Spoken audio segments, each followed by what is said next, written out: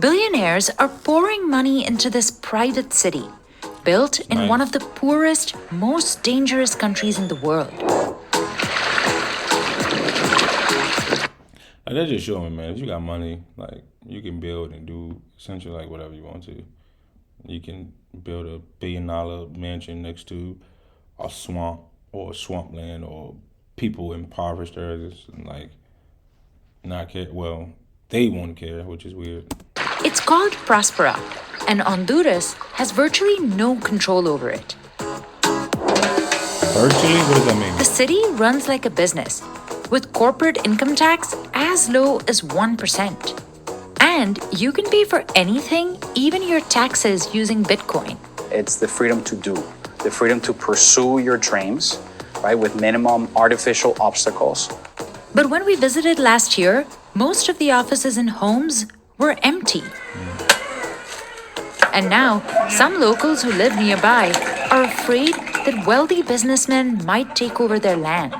They're right there, we right here. First coming to disappear will be ours. But who are the people pouring money into this experiment? And can you really build a city without a government?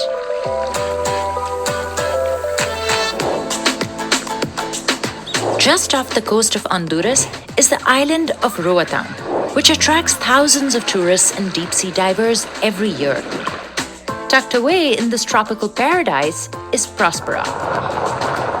There are no road signs leading us to it, but the luxury architecture stands out from everything else. Construction is non-stop. Behind me is Duna Residences, which is going to be the tallest building on Roatan. It's 14 stories high, and a studio apartment here is going to cost $80,000. $80,000.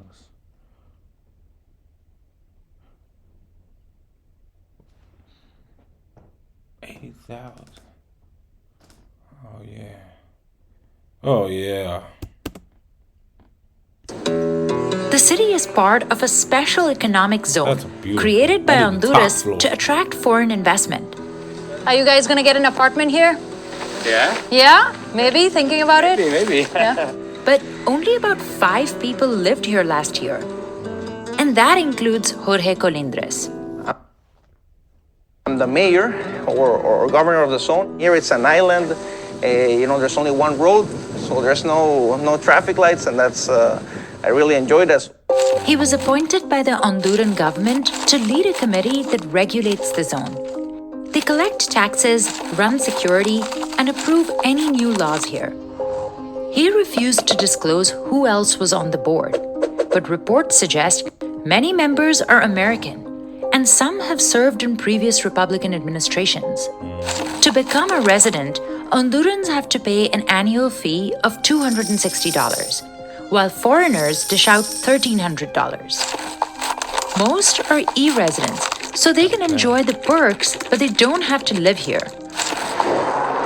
There are some houses available on Pristine Bay.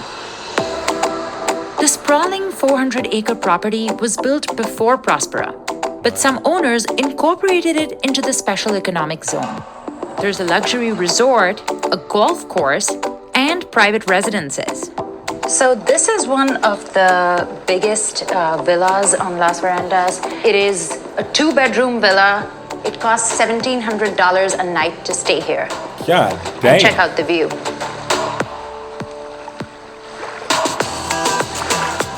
But the normal public services you'd expect in a city aren't exactly there. For safety, the city relies on a security guard service.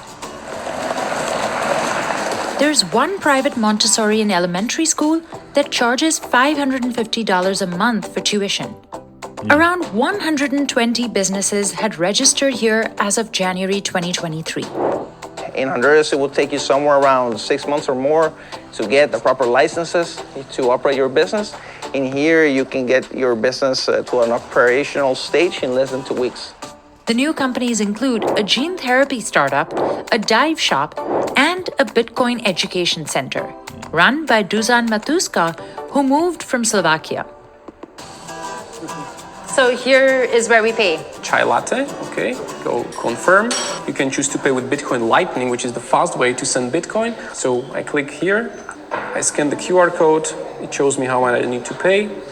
I click pay, and in a couple of seconds, this is paid and this is accepted. So this transaction happened immediately, privately, outside of the regular financial system. All right, thank you. My chai latte is ready. My first Bitcoin transaction ever. Nice. So basically, you can in Prospera live off Bitcoin totally. But also you can pay your taxes inside of Prospera with Bitcoin, and all the fees that are related to Prospera, you can decide to pay in Bitcoin as well. And even though cryptocurrencies fluctuated wildly in 2023, Dusan is a believer. Money without the control of government, control of some institutions, money that is uncensorable, uncorruptible, that cannot be seized by somebody, you're the only owner of that. So this is what Bitcoin is. Critics say that unregulated transactions, low tax rates, and little to no government control could turn Prospera into a tax haven like the Cayman Islands, which is notorious for helping shell companies hide money. But perhaps the most controversial part about this city-state is the judicial system. Prospera has set up its own online court to settle disputes. It's populated with many legal experts from Europe, from Australia, New Zealand, Central America, and the US, of course. One of them is a former Supreme Court Justice of Arizona. Locals say this suggests that Prospera and its residents are above the law of the land. The operating company Honduras Prospera Inc. is not even based in Honduras. It's registered in Delaware. So far, it has raised $100 million in developing the city-state. Wow. The company refused to disclose a list of investors. But I met with Prospera's CEO, Eric Bremen, who told me the company vets everyone who wants to be here. Anybody who has a shady background is probably very dissuaded from opening a business in Prospera. Unlike, let's say, when you open a legal entity in the US, which you can do online, to open a legal entity in Prospera Zede, you have to disclose the human beings behind the entity. You have to have a physical representative within the jurisdiction, a registered agent. Eric moved to the island 3 years ago. What is now Prospera started for me as an idea that emanated from being from Venezuela and seeing that in my country of birth, there was a tremendous amount of poverty and very concentrated wealth and a huge separation between the two. I wanted to find ways to get rid of poverty. There was first this idea of how do you lift people up en masse, and then Honduras sort of raised their hand and say, hey, here's a legal system that in effect enables that vision to become a reality. For years, foreign investors had stayed away from Honduras because of corruption and political instability. So to attract them, the country approved the creation of special economic zones in 2013. One of the biggest advocates was former President Juan Orlando Hernandez. But in 2022, he was extradited to the US on corruption and drug trafficking charges. Until today, some Hondurans suspect the zones were created for officials to hide illegal funds. Eric says that's hurt their reputation. Unfortunately, it has suffered tremendously because of that. I do say, and I think it's unfairly so, it is not about any one person. You know, there's been a huge number of people involved in making this possible. Prospera was the first to develop under the new law.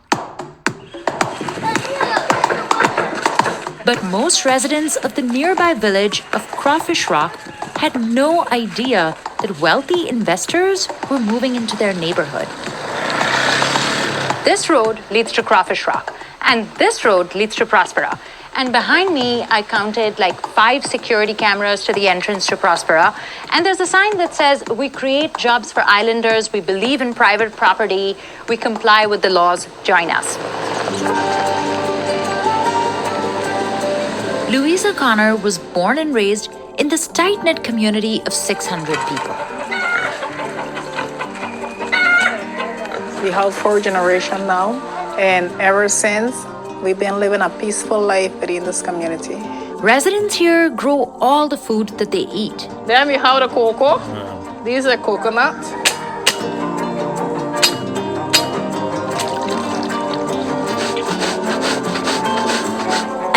summer, I know they that make food good. coconut oil from scratch. I know that food good. It's a simple way of life that Louisa says is at risk. If you need me, I'm there. If I need you, you're here. So we want to maintain that life. That is one of the reasons we start and to get organized.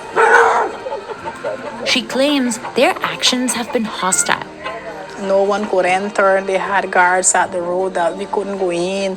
Not even you guys, if you had come in that time back then, they would not let you in. They had bulldog at the entrance of the pave, stopping any journalist that visited Crawfish. She's especially afraid of a law that says Honduras has the right to take over land to expand the special economic zones. But the CEO of Prospera says they have no plans of doing so, and their own charter does not allow it. Prospera not only has no plans of engaging in any form of expropriation, it doesn't have the legal capacity to do so. But Louisa is not letting her guard down. No one could say anything. Maybe they don't do it now, or maybe not do it in the next 2 to 5 or 10 years. But whenever, it could still happen. Maybe in 50 years, 20 years, it can happen. That's sad. Others in Crawfish Rock are excited about the new city.